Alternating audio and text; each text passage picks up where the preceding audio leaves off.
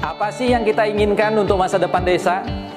Warga desa yang sehat, pendidikan yang berkualitas, pendapatan yang meningkat dan merata, lingkungan desa yang tetap lestari, desa aman, nyaman, dan damai berkeadilan.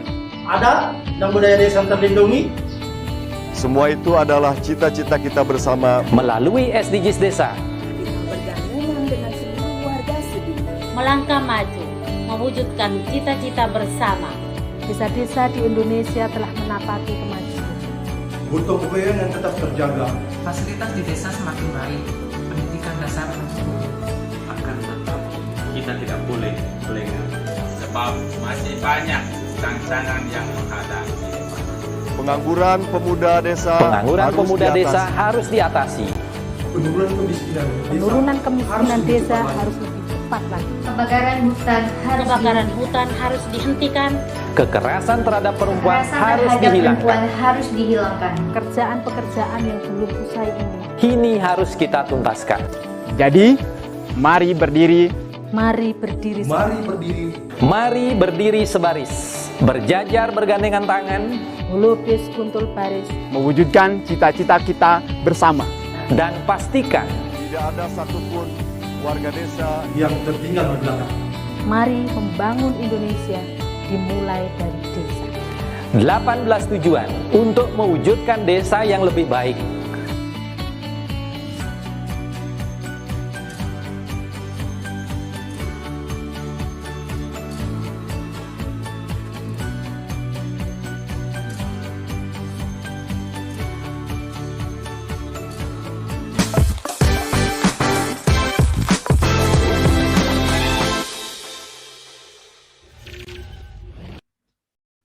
Salam bahagia kerabat desa Indonesia, salam berdiri sebaris, melukis kuntul baris.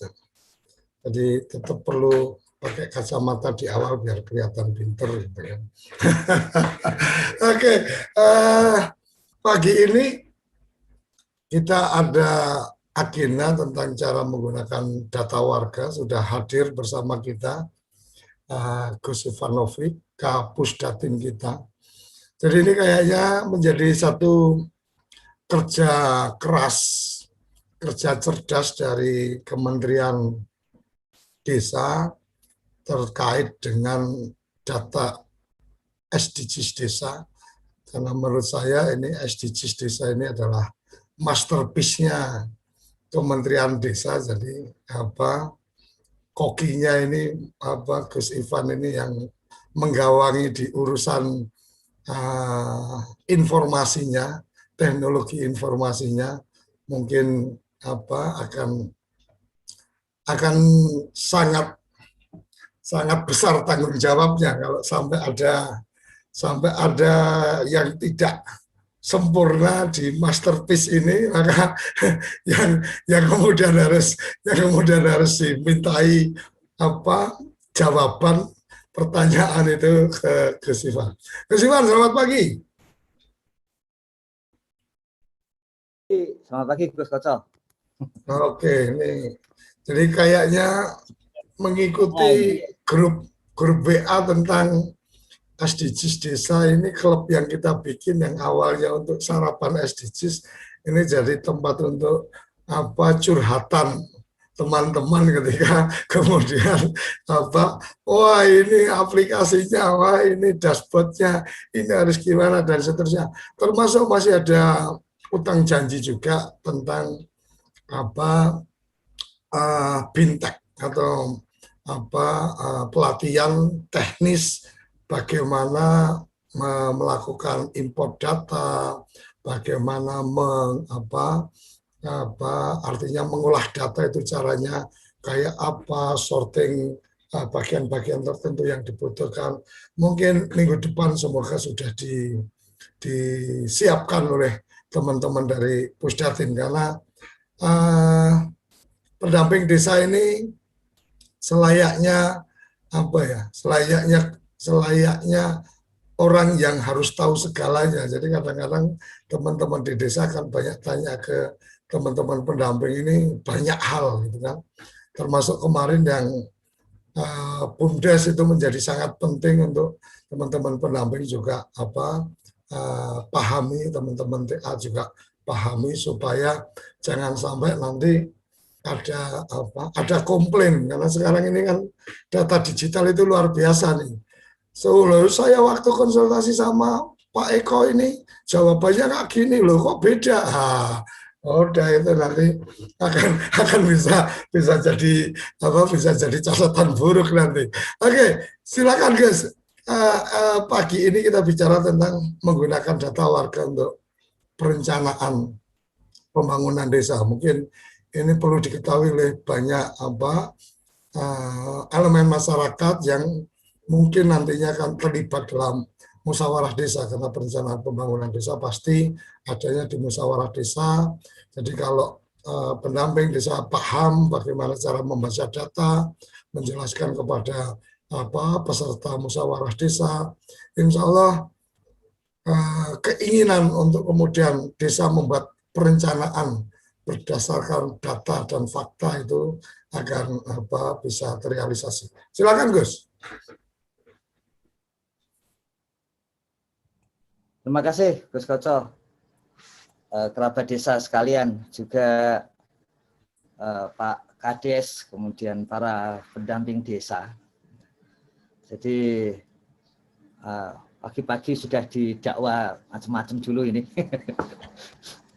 Nah, kami ingin sampaikan pada pagi hari ini itu jumlah data warga yang masuk 32.500.000-an ya, data warga. Kemudian data keluarga itu 11.200.000-an. Artinya dari jam 9 malam ini Gus Koco, kerabat desa, itu data warga naiknya sudah 500.000 lebih. Sementara data keluarga naiknya sekitar 300.000. Itu yang dari tadi malam dari tim kami itu menyampaikan bahwa kita sudah cek Gus Koco, setiap detik itu yang mengantri untuk melihat hasil, bukan mengupload ya, yang mengantri untuk melihat hasil, tiap detik itu 1.000 orang. Jadi dan itu yang kemudian menutup dashboard selama ini. Sehingga yang dilakukan adalah memang sesuai dengan janji tanggal 21 Mei kita akan perbaiki semuanya begitu. Itu artinya 2 hari lagi ya. Jadi nanti siang itu sebetulnya sudah disiapkan untuk yang dashboard yang melihatnya saja terpisah, melihatnya aja. Sebetulnya dashboardnya tetap sama, cuman melihatnya terpisah supaya antrian untuk dashboard itu hanya diisi oleh yang mengupload data. Jadi sebetulnya strateginya begitu, makanya disebut bahwa dashboardnya tidak diakses dulu. Kalau disebut 2 hari, ya itu kan sebetulnya tim teknis menyampaikan maksimalnya 2 hari. Tapi di siang nanti direncanakan sudah ada link untuk melihat dashboardnya yang tidak mengganggu enumerator untuk upload data. Sementara untuk enumerator sendiri kita siapkan 2 skenario, terutama yang belajar dari teman-teman yang banyak mengirim WA-nya isinya foto mengenai kuesioner-kuesioner yang sudah diisi tapi belum diupload. Jadi berbasis web yang disiapkan, ya, karena banyak yang menginginkan berbasis komputer gitu, bukan berbasis Android, karena sudah pakai kuesioner. Kalau yang nggak pakai kuesioner tetap enak Android, ya. Tapi kalau yang pakai kuesioner mungkin komputer, makanya tim juga menyiapkan yang seperti itu. Di samping yang Android perbaikan. Kemudian perlu disampaikan juga informasi, ini ada rencana Gus Menteri, ada undangan dari desa. Ya ini kebetulan desanya di Jombang, Jawa Timur ya. Tapi bukan karena itu sebetulnya. Karena ada undangan langsung ke Gus Menteri kemarin gitu. Akan ada musyawarah desa musyawarah desa untuk penetapan data SDGs desa. Jadi karena sudah selesai, sebetulnya kalau kami cek dari datanya itu dan kami WA dengan pendampingnya itu, hari Sabtu mungkin seluruh desa selesai. Gitu ya. Jadi artinya di hari Sabtu itu meskipun yang dihadiri Gus Menteri itu mengingat waktunya cuma 2 musyawarah desa, tapi desa-desa lain akan bersama-sama seperti yang dianukan Gus Koco, bahwa sertifikat dari Gus Menteri ini sertifikatnya ada 2 ini Gus Koco kerabat desa. Jadi seperti yang disampaikan Gus Koco berkali-kali, pasti ada hati nurani dan ada kemanusiaan yang dipertimbangkan begitu. Jadi yang selesai di 31 Mei dan itu sebabnya tim teknis itu mengejar bahwa inputnya itu dipermudah gitu. Itu mendapatkan sertifikasi sebagai, saya sudah sampaikan yang Gus Koco sering sampaikan itu sebagai inovator, tapi istilahnya sebagai yang pertama menyelesaikan data SDGs desa. Saya kira nanti di Jawa Timur itu, di Jombang itu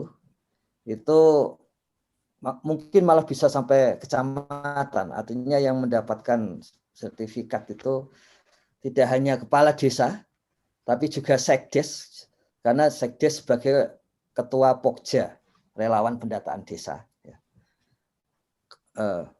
Ini jangan sampai salah ngisi nama kades dan sekdesnya, karena basis di data SDGs desa itu yang dipakai.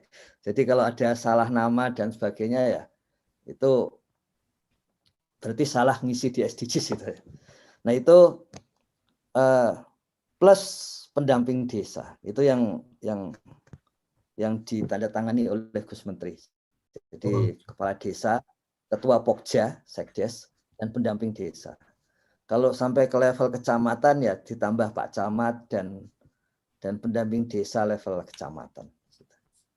Jadi seperti itu, kita ketahui kondisi kita macam-macam tadi. Setelah Mei, yang bulan Juni dan Juli itu ada sertifikat dari Gus Menteri juga, karena sama-sama inovator. Kemarin sudah sama-sama disadari bahwa hebatnya Pokja relawan desa, kepala desa, pendamping desa di dalam pendataan ini adalah seperti yang disampaikan Gus Koco berkali-kali, belum ada bukti sebetulnya. Tapi yang ada adalah ide dan kemudian pandangan ke depan dan itu kemudian dijalankan. Jadi menghargai jiwa-jiwa inovatif ini. Maka di bulan Juni dan Juli juga tetap ada sertifikat dari Gus Menteri. Dengan menyadari bahwa bagaimanapun yang pertama ada aspek administratif yang sering memang sebagian desa bahkan di Bali pun pada hari Jumat itu menyampaikan baru dimulai pada tanggal 14 Mei. Karena selesai administrasinya baru menjelang Lebaran. Jadi kita sadari 14 Mei, 2 minggu, paling cepat berarti 31 Mei, kalau meleset akan sampai Juni seperti itu. Kemudian sekarang yang banyak masuk di WA, sekarang ini jumlah enumerator kita sudah 1,1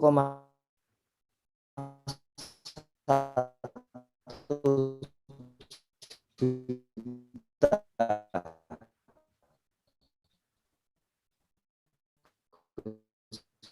Halo.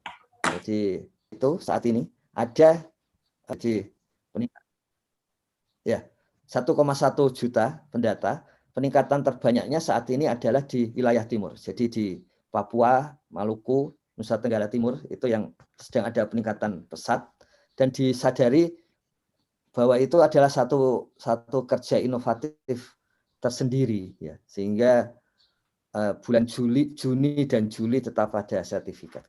Begitu Gus Koco.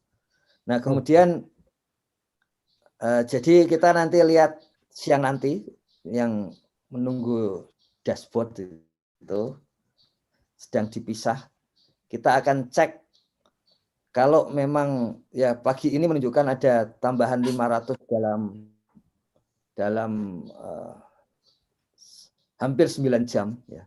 Itu biasanya itu sudah bagus karena biasanya kalau kita pagi jam 9 itu data yang masuk sekitar 200 sampai 300 ribu. Kalau sekarang 500 ribu. Jadi memudahkan pendata meskipun saat ini pagi ini masih menyulitkan untuk admin ya. Cuma nanti siang sudah ada lagi. Nah, pada saat ini, Gus Koco, itu kemarin ada yang mengirim WA, ada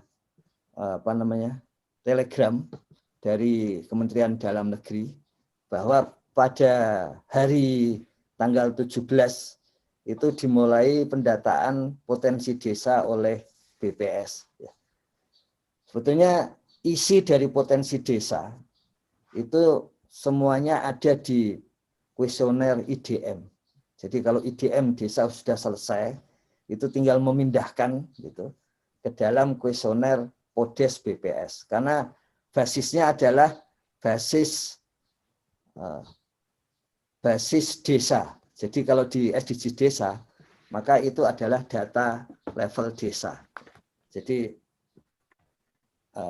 makanya sebetulnya dalam waktu sehari saja gitu, kalau sudah selesai IDM itu, maka mengisi kuesioner Podes juga akan selesai. Ya, gitu. Nah, kita akan melihat bedanya antara Podes, kemudian IDM,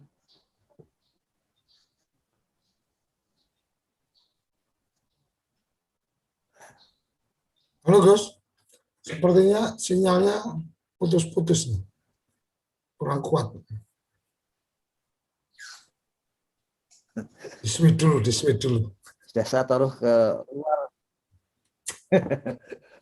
Sorry. Oh, masih ya. Mohon maaf ini putus-putus, Gus. Ya. Padahal udah pakai 2 ini. Oke, silakan.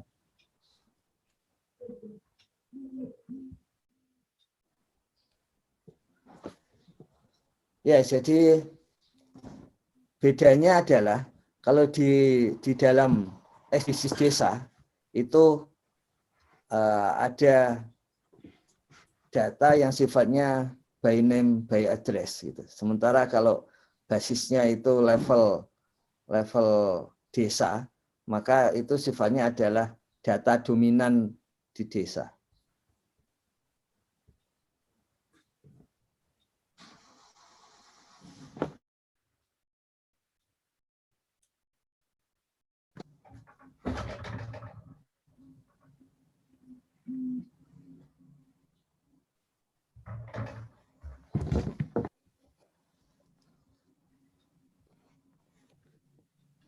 Oke, kita ya.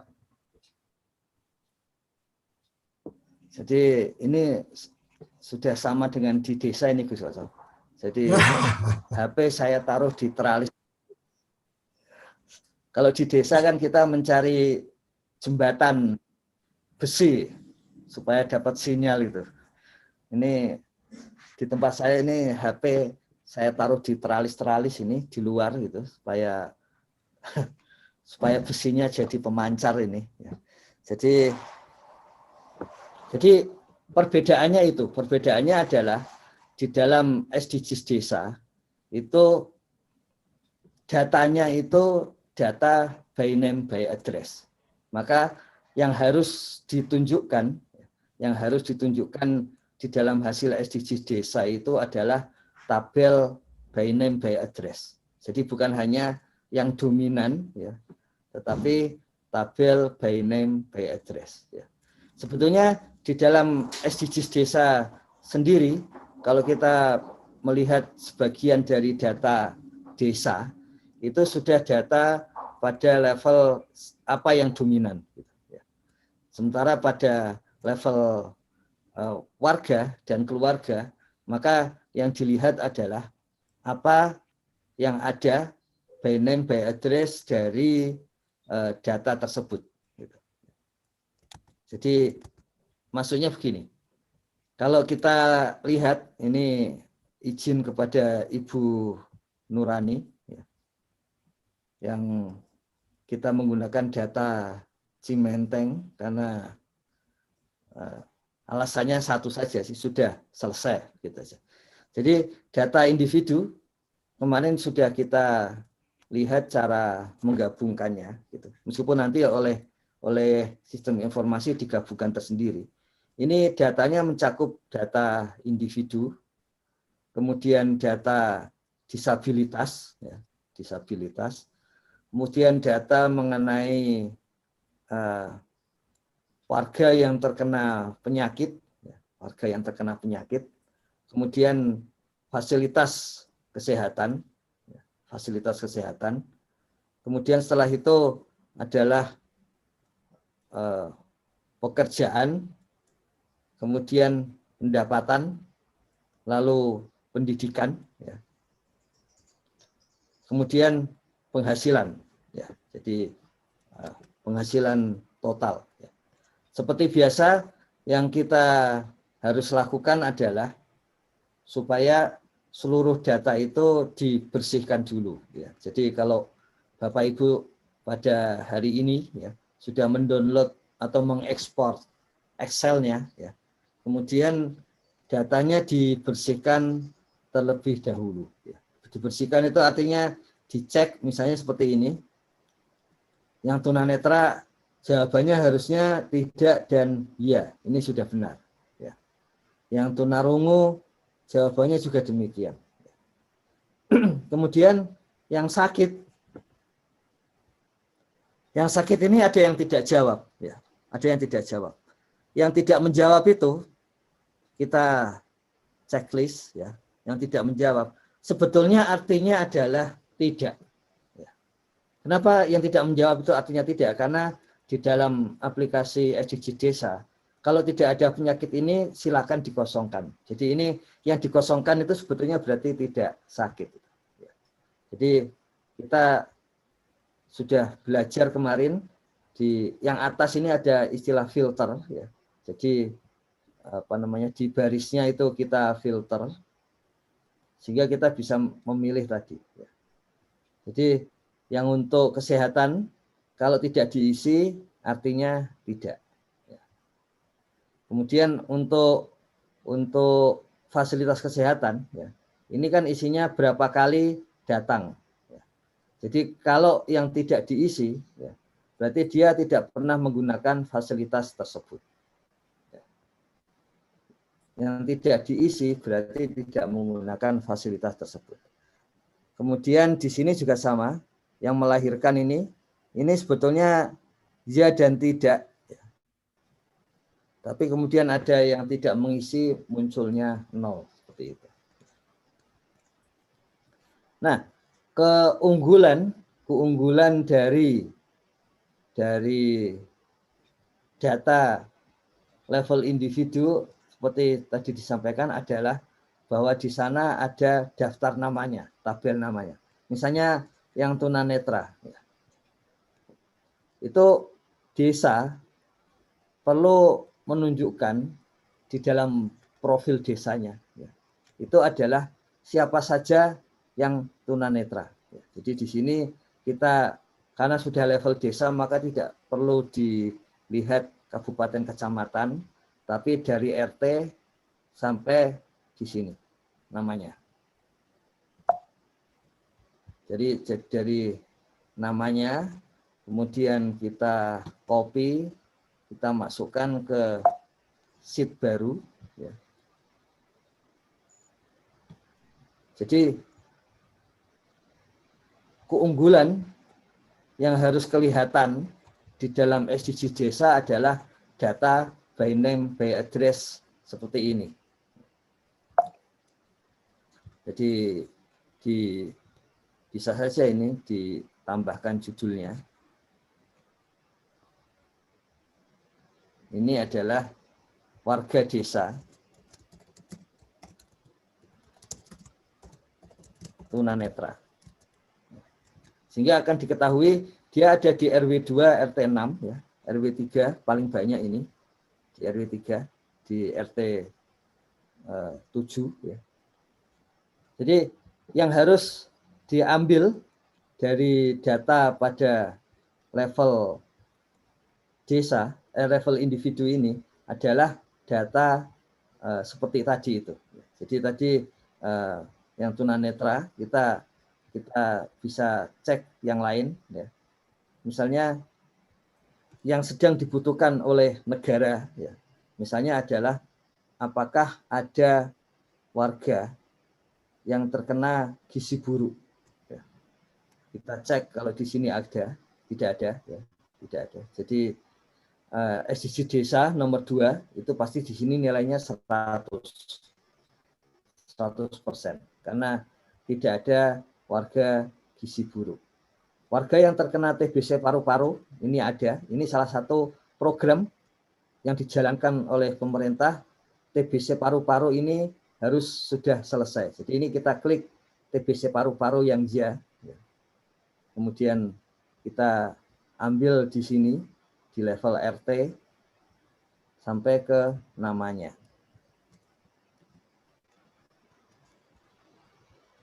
Kemudian di situ kita masukkan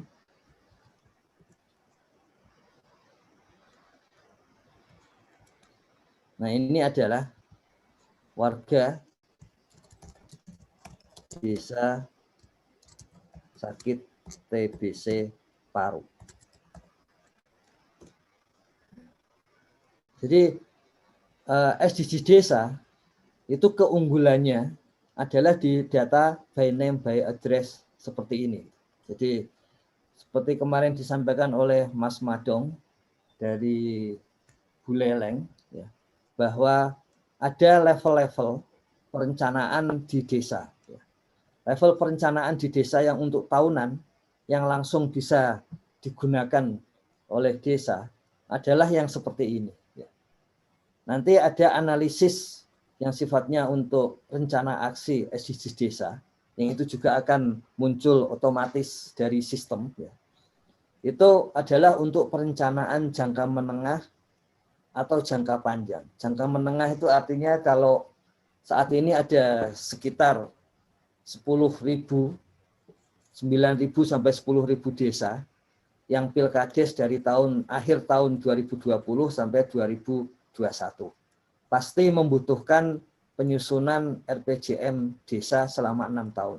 Nah, itu yang akan diambil dari rencana aksi SDG desa 2021 sampai 2030. Kemudian yang seperti ini, inilah yang akan masuk di dalam RKP desa. Jadi kemarin sudah didiskusikan bersama-sama bahwa pada hari Sabtu nanti Musdes penetapan SDG desa itu akan disut secara lengkap sehingga bisa menjadi contoh atau menjadi model bagaimana suatu Musdes itu dijalankan, baik sejak dari persiapan sampai di akhir Musdes. Nah, untuk data-data deskriptif seperti ini, itu datanya akan masuk sebagai bahan yang didiskusikan di dalam Musdes tersebut. Jadi dalam Musdes disebutkan ini warga kena TBC paru-paru. Dari warga yang terkena TBC paru-paru, misalnya, kemudian kita filter, kalau mau melakukan perbaikan terhadap TBC paru, itu sebaiknya dilakukan di mana saja. Maka di sini sudah kelihatan di RW mana dan di RT mana, dan yang paling banyak ada di mana.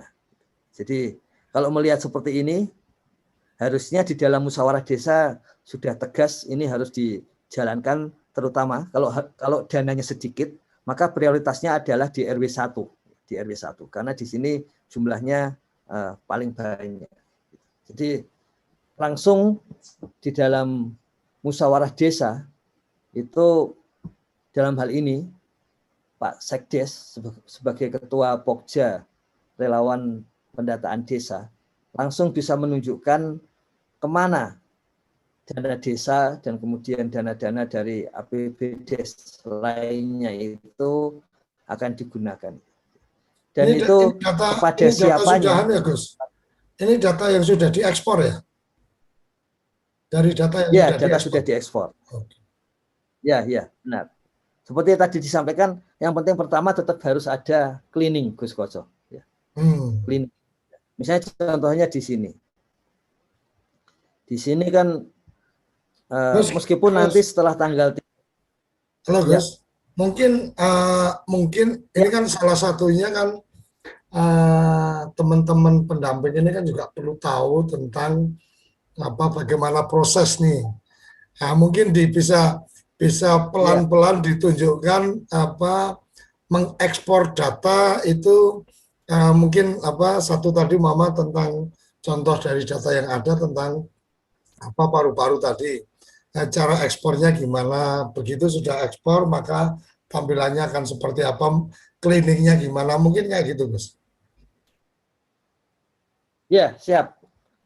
Yang untuk ekspornya bukan hari ini, Gus Koco. Oke, siap. Alasannya sederhana, karena dashboardnya baru nanti siang itu, yang untuk keperluan-keperluan tersebut. Ya. Ini supaya kita mencek bahwa kalau kita kita solider, tidak melihat dashboard dulu, ya, itu pendamping enumerator pendata di desa lebih lancar mengupload. Gitu. Tapi nanti tentu saja siang ini dashboard sudah bisa, Gus Koco. Saya kira besok kita bisa mencek seperti itu. Cuman tadi itu Gus Koco, bahwa sebetulnya ini untuk pertama kalinya nanti desa itu bisa menunjukkan data by name by address untuk hampir semua aspek pembangunan. Ya. Jadi data individu dan data keluarga itu pasti digunakan untuk SDGs desa nomor 1 sampai nomor 6. Ya. Jadi tentang kemiskinannya, kesehatan, gitu, pendidikan, peranan perempuan, ya, sampai kepada aspek untuk sanitasi dan kebersihan di desa.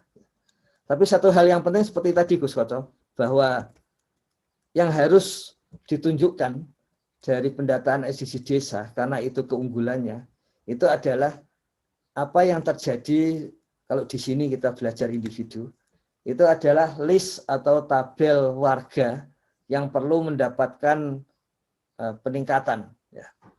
Misalnya perlu mendapatkan peningkatan dalam arti program-program kegiatan tadi, maka itu yang ada pada SDGs desa. Jadi ini desa yang perlu, warga yang perlu mendapatkan tentang paru-paru ini. Ya. Kemudian nanti juga sama ini, Gus Koco, siapa di dalam program misalnya, semuanya harusnya ya itu adalah berbasis data SDGs desa. Misalnya, memang kita akan melihat siapa saja yang perlu ikut serta di dalam padat karya tunai. Yang tentu saja yang paling utama adalah yang tidak bekerja. Nah, kita harus sortir tentu saja, yaitu yang ada di atas 15 tahun. Ya. Yang ada di atas 15 tahun. Jadi yang ada di atas 15 tahun dan tidak bekerja. Jadi sedang mencari pekerjaan dan tidak bekerja. Dari filter ini, maka kita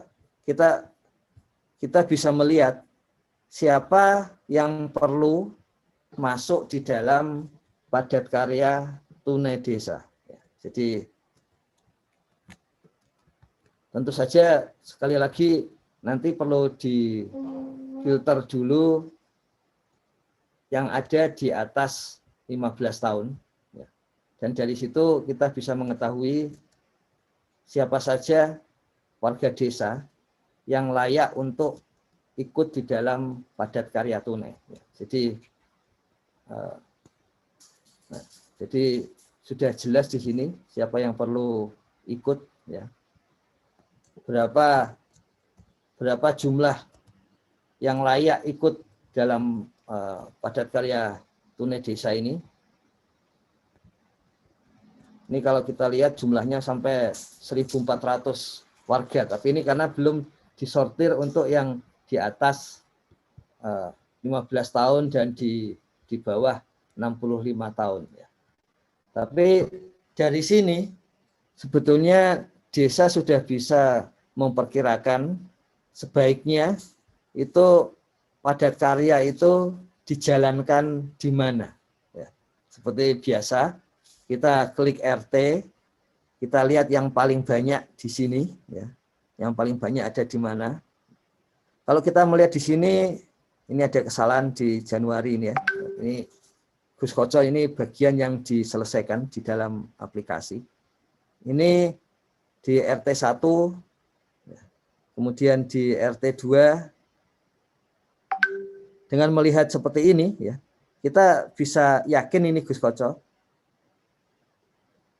paling bagus padat karya prioritasnya, ya, prioritasnya itu sepertinya di RW 3, ya, di RW 3. Jadi kegiatan padat karya di RW 3 mungkin akan bisa menyerap warga desa yang sedang tidak bekerja itu lebih banyak dari di tempat lain.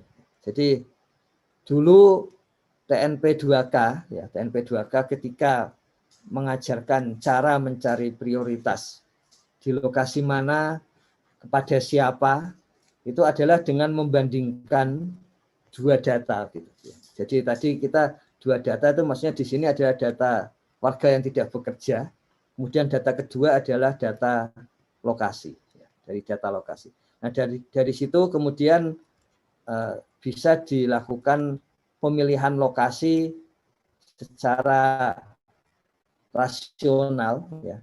Jadi di lokasi mana padat karya tunai desa itu harus dijalankan.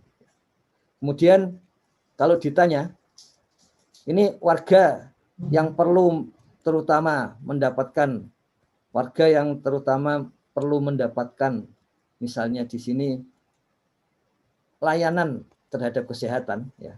Seperti biasa kita klik lagi filter, ya. Itu tentu saja adalah warga yang sakit, tapi dia tidak mampu berobat. Ya. Jadi warga yang sakit, tapi dia tidak mampu berobat. Ya. Jadi kita cek di sini nanti warga yang sakit, tapi dia tidak mampu berobat. Ya. Tentu saja di sini contohnya adalah pengobatan yang paling bagus tentu saja ada di puskesmas. Ya. Apakah itu puskesmas dengan rawat inap atau puskesmas tanpa rawat inap, ya. Kita cek yang di sininya adalah 0, ya. Artinya dia tidak bisa ke sana, ya. Dia tidak bisa ke puskesmas, ya. Dia juga tidak bisa ke puskesmas pembantu. Kemudian warga juga tidak bisa ke puskesmas yang ada rawat inap. Warga tidak ke puskesmas yang ada rawat inap. Kemudian kita cek di sini adalah warga yang sakit, ya, warga yang sakit. Jadi warga yang sakit itu nanti tergantung jenis penyakitnya. Tapi yang paling penting misalnya demam berdarah. Apakah ada yang warga demam berdarah tapi tidak bisa ke puskesmas? Jadi ternyata di sini ada warga di sini demam berdarah, ya. Kita klik OK. Sementara tadi adalah warga itu tidak bisa ke puskesmas. Ya. Tidak bisa ke puskesmas. Dari situ kemudian kita bisa menemukan ini siapa saja warga yang pernah sakit tetapi tidak bisa ke puskesmas. Ya. Kalau kita lihat di sini adalah warga sakit demam berdarah tidak bisa ke puskesmas.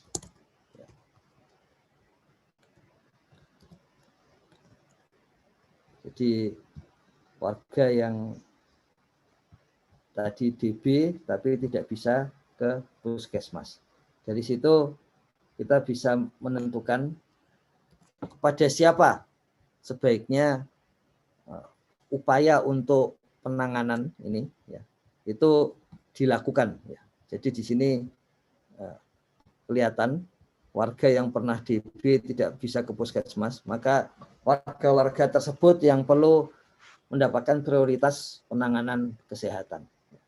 Jadi seperti biasa tadi bahwa ada dua atau lebih data yang perlu dibandingkan, maka dari situ akan muncul prioritas kepada siapa dan di mana kegiatan-kegiatan pembangunan itu akan dilaksanakan. Nah, di sini misalnya tadi contohnya adalah kita membandingkan antara data hadir di puskesmas dengan data sakit. Jadi data hadir di puskesmas tadi adalah data yang warga tidak bisa ke puskesmas dan warga itu sedang sakit.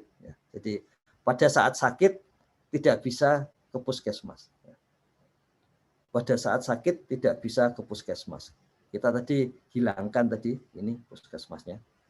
Jadi itu untuk menunjukkan bahwa di sini prioritas penanganan warga yang sakit langsung ada by name by address, jumlahnya juga ketahuan. Ini bisa ditaruh di depan atau belakang. Ada 7 warga ya, yang perlu ditangani karena pada saat sakit tidak bisa ke puskesmas.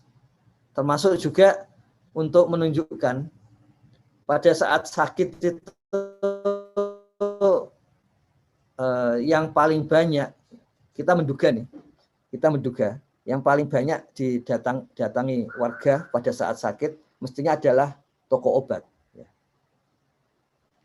Jumlahnya berapa tuh yang mendatangi toko obat? Kalau kita lihat di sini tinggal di klik sampai bawah ya. Berapa jumlahnya? Ketahuan ada 500, ada 2000 mendatangi ke toko obat itu sampai 2000 kali di dalam setahun ya. Itu mendatangi toko obat. Kemudian kalau mendatangi tempat praktek ya, tempat praktek dokter gitu. Itu dalam setahun berapa kali? Dalam setahun berapa kali? Kita hilangkan data-data yang tidak penting ya. Kemudian kita cek. Kalau tadi nah, di sini jumlahnya sampai 4.000. Ya. Artinya jauh lebih banyak warga sakit di desa ini ya, di desa Cimenteng ini langsung mendatangi dokter ya daripada ke toko obat. Artinya apa? Artinya satu program dari pemerintah desa supaya ada dokter di desa ya. Entah itu dokter datang pada saat posyandu misalnya begitu, atau dokter mudah di calling gitu. Itu menjadi penting karena kita mengetahui bahwa ternyata warga lebih banyak menggunakan tempat praktek dokter daripada ke tempat lainnya ketika dia sedang sakit. Dan di sini kerabat desa, Gus Koco sekalian, bagi pemerintah desa ya, itu juga ada aspek yang menarik ya, yang memang perlu untuk proses-proses bagaimana pemerintah desa menjadi lebih baik di masa mendatang. Contohnya begini. Di bagian akhir itu ditanyakan tentang apakah warga pernah mendapat pelayanan ya. Jadi kita cek ini warga yang mendapatkan pelayanan, kita sortir gitu. Warga yang mendapatkan pelayanan dan dalam mendapatkan pelayanan itu bagaimana proses dia antara yang baik dan yang tidak baik. Ya. Sebetulnya ada baik, cukup, tidak baik. Kalau melihat ini, ya, maka aparat pemerintah desa ya, itu bisa melihat bahwa ini kritik terhadap kita, gitu. Tapi ternyata warga memandang bahwa pemerintah desa selama ini pelayanannya itu yang terutama adalah baik. Ya, yang terutama adalah baik. Jadi ini penting bagi pemerintah desa.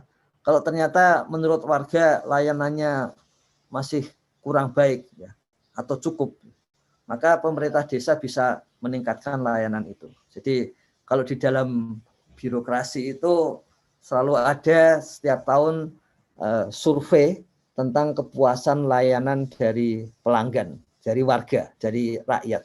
Nah, di sini kita ketahui di Desa Cimenteng ini rakyat atau warga memandang desanya itu memberikan pelayanan yang baik.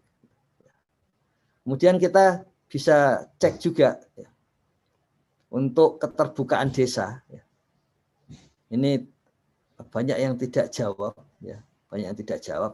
Kalau yang tidak jawab abstain, ya. Yang jawab kita cek.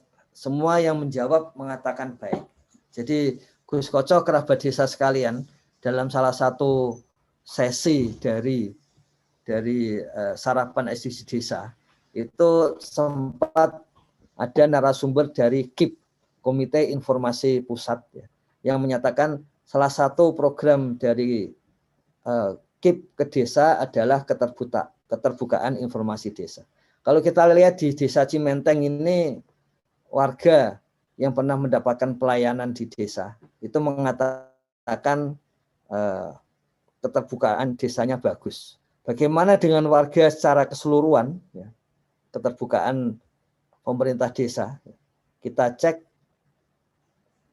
ternyata yang banyak mengisi adalah baik dan cukup. Artinya ini keterbukaan dari pemerintah desa kepada warganya itu dinilai oleh warga. Jadi yang menarik ini, Gus Koco, kerabat desa sekalian, warga by name, by address, satu persatu warga menilai bagaimana kinerja pemerintah desanya. Jadi saya kira ini terutama penting bagi kepala desa dan perangkatnya, apalagi menjelang pilkades gitu, untuk mengetahui kepuasan warga gitu, ya. Dari sini akan langsung ketahuan. Jadi memang ada dalam tanda kutip ada informasi-informasi yang memang sifatnya dalam tanda kutip ini ada politis gitu ya, untuk mengetahui kepuasan warga terhadap pemerintah desa. Tapi apakah ada warga yang memberikan saran-saran kepada pemerintah desa? Kalau kita lihat di sini, ternyata warga relatif yang memberikan saran ada juga, ya, ada juga. Dan ini bukan sedikit ini. 184 warga memberikan saran kepada kepala desa, kepada perangkat desa. Ini menunjukkan partisipasi yang menarik. Sebaiknya kita sortir dulu datanya, ya, karena kita belum masukkan data usia. Usianya di antara 15 sampai 65 tahun. Ya. Jadi nanti kita lihat di situ, nanti supaya persentasenya lebih kelihatan. Di antara warga yang berusia produktif itu, yang sering menyampaikan kepada kepala desa, perangkat desa, saran-saran. Ini 184 ini termasuk bagus ini. Artinya perangkat desanya tadi dinilai bagus oleh warga, ya. Dan warganya sendiri di sini juga partisipatif untuk memberikan saran-saran kepada pemerintah desa. Jadi seperti itu. Ini bisa diketahui dengan jumlah, ya. Dan pemerintah desa kalau misalnya ada yang memberikan di sini, misalnya sampai ada yang memberikan cukup saja gitu, pemerintah desa bisa mencek warga yang mana itu yang menyatakan cukup. Artinya tujuannya bukan untuk menekan warga, sudah pasti bukan, tapi tujuannya adalah kita bisa memberikan pendalaman, ya. Kenapa kok masih merasa cukup, ya? Kenapa belum baik? Berarti apa saja yang harus diperbaiki di dalam layanan pemerintah desa. Ya. Kemudian kita juga bisa melihat secara langsung, ya. Kenapa jumlah-jumlah ini penting? Karena ini untuk melihat apakah ya kerja bakti di desa ya itu betul-betul desa ini masih desa yang banyak kerja baktinya atau tidak gitu. Jadi suasana gotong royongnya kelihatan ya. Di sini kalau kita lihat yang tidak melakukan kerja bakti ternyata lebih banyak ya. Kemudian kita di RT mana ini terutama itu muncul ya. Di RT mana muncul kita bisa lihat ya. Ini menarik ini di RW 3 RT 2 ini hanya satu ya, hanya satu yang tidak ikut gotong royong. Kita perlu cek umurnya itu, mengapa seperti itu ya. Nah, artinya apa? Artinya mungkin di sana modal sosialnya masih lebih besar. Di RT mana yang modal sosialnya besar dan RT mana yang modal sosialnya sudah mengecil. Jadi data itu juga bisa menunjukkan penanganan pemerintah desa kepada satu RT dengan RT lain itu berbeda. Sebetulnya secara instinktif pemerintah desa bisa mengetahui menangani RT ini orang-orangnya modelnya begini. RT itu modelnya individualis. RT di sini modelnya banyak gotong royong. Secara intuitif pemerintah desa yang paham warganya biasanya tahu. Tapi di sini yang menarik, SDGs desa adalah memberikan dukungan kuantitatif, dukungan angka gitu. Bagaimana modal sosial, gotong royong, semuanya itu bisa terlihat sehingga memastikan bagi pemerintah desa secara rasional untuk menjalankan kegiatan pemerintahan itu dengan lebih tepat, dengan lebih efektif. Seperti itu. Nah, kira-kira seperti itu, Gus Koco, kerabat desa sekalian, mengingat waktunya ini. Jadi, keunggulan dari, sekali lagi keunggulan dari data SDGs desa itu kita bisa melihat data sampai level warga. Dan kita melihat tadi beberapa contoh bagaimana data yang sudah terkumpul bisa langsung digunakan. Baik itu digunakan untuk membantu warga maupun digunakan oleh pemerintah desa untuk memperbaiki diri sendiri. Gitu. Begitu Gus Koco, kerabat desa. Oke, terima kasih. Gus Iwan, ini sebelum saya buka forum, saya pastikan dulu nih, Gus Iwan punya waktu sampai jam 7 atau sampai jam 8? Nah, siapa tahu Gus Iwan sudah ada acara yang lain, kalau sampai jam 7 berarti tinggal 7 menit mungkin. Mohon maaf ini, Gus Koco. Ya. Sampai jam berapa, Gus? Karena salah satu tugas Pusdatin itu menyiapkan dan mengelola Zoom Gus Menteri ya. Oke, siap. Kita sampai jam 7 karena perjalanan ke kantor ini 1,5 jam, Gus. Oke, terima kasih. Jadi yang mungkin bisa saya pastikan, saya mohonkan adalah teman-teman dari Pusdatin mungkin bisa segera ada tim untuk menyusun silabus tutorial pemanfaatan itu. Nah, dari situ kemudian kita bisa agendakan masing-masing topik di tutorial itu kita bisa gelar supaya teman-teman bisa mendapatkan informasi atau mendapatkan ilmunya.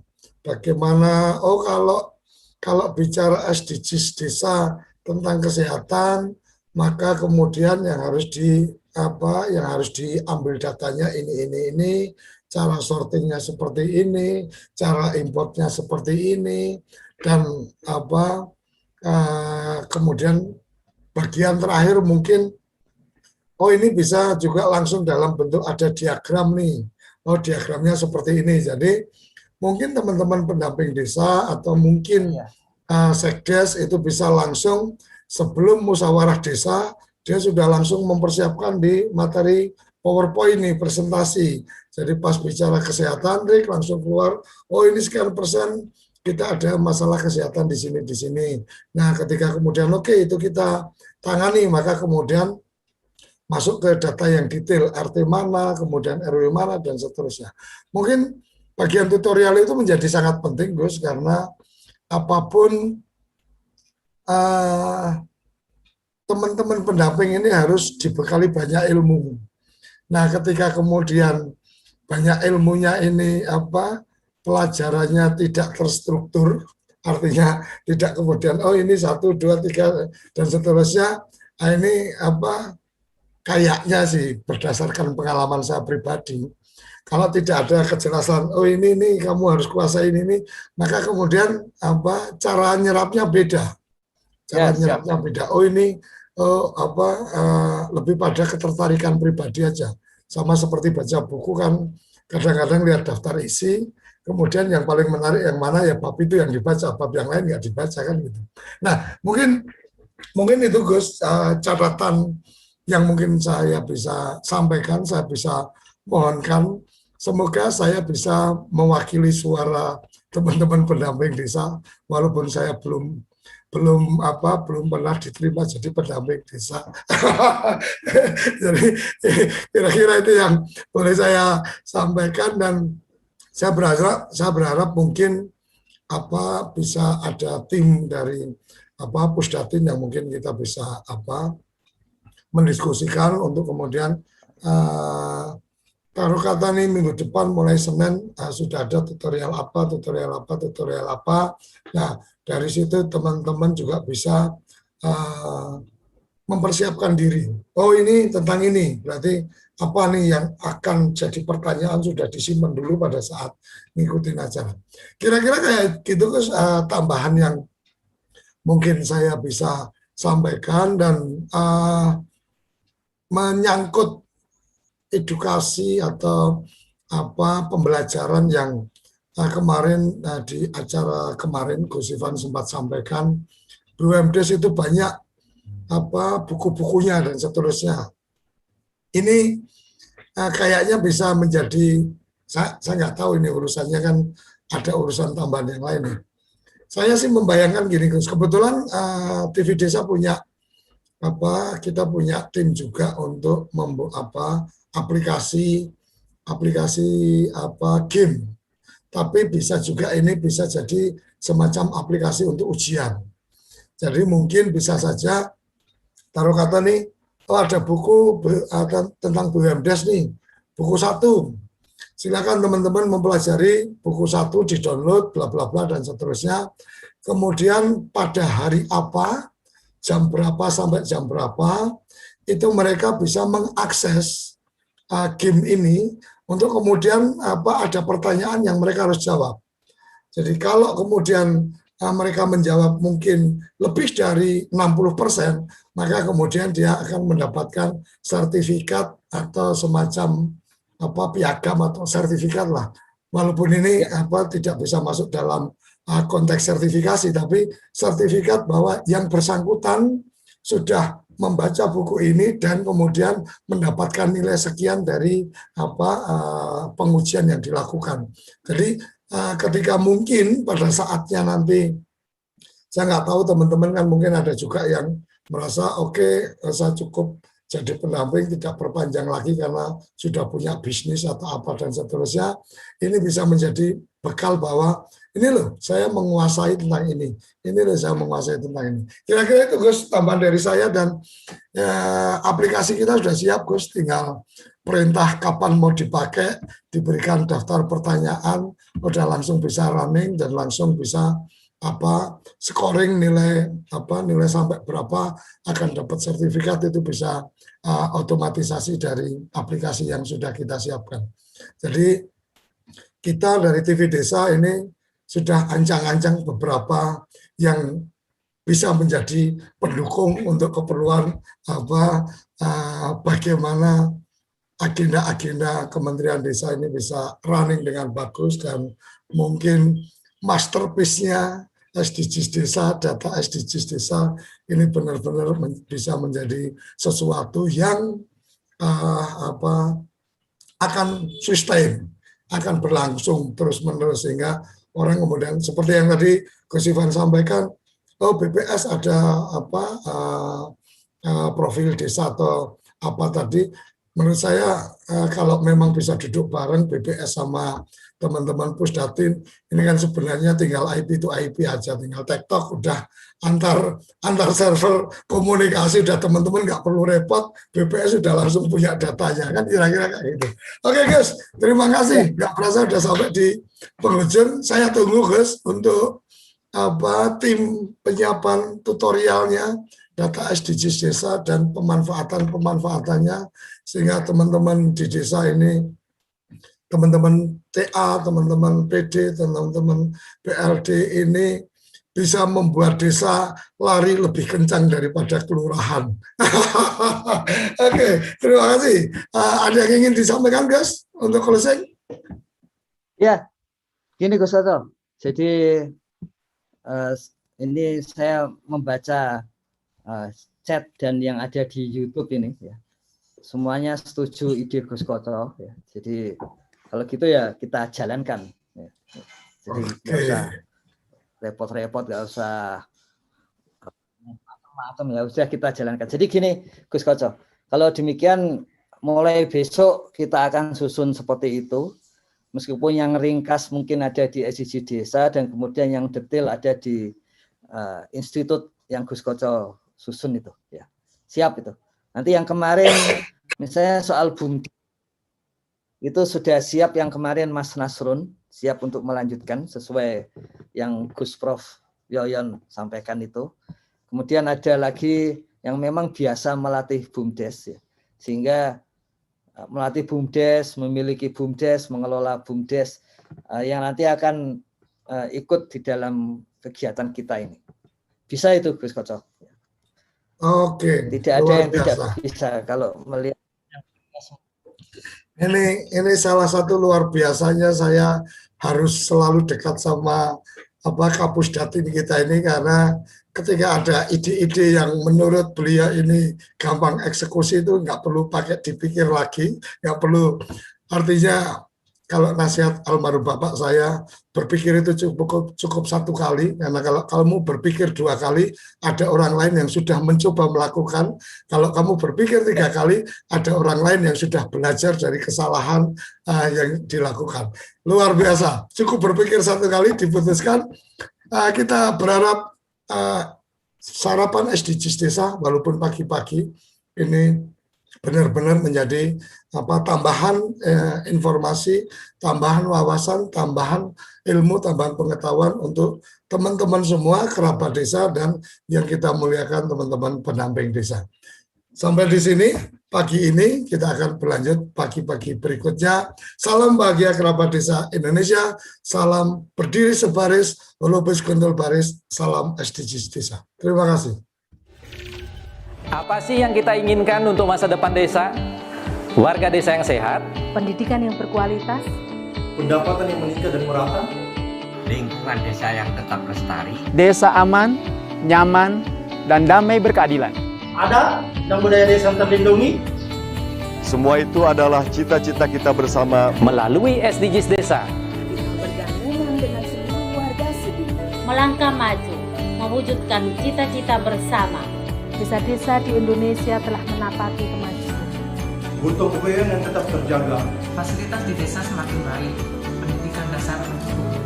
Akan tetap kita tidak boleh lengah, sebab masih banyak tantangan yang menghadapi. pengangguran pemuda desa. Harus diatasi. Penurunan kemiskinan desa harus lebih cepat lagi. Kebakaran hutan harus dihentikan. Kekerasan terhadap perempuan harus dihilangkan. Pekerjaan-pekerjaan yang belum usai ini. Kini harus kita tuntaskan.